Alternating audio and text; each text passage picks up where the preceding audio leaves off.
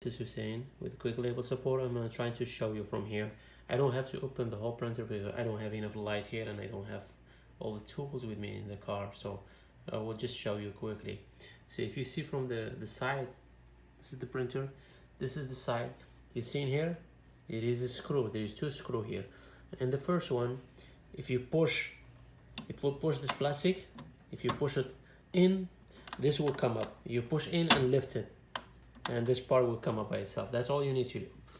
For this part, it's simple. For this part, the one you said here, this you just pull down from here. I'm not sure if you see. Just pull down this, pull it down like this, and pull down from here, and it will come up. There is a spring there, will take off with it. So that's all you need to do. Push this down, and there is another one from the other side, and everything will come up. So remember, that's easy. Just push this down and it will come up. The second part is here on the corner.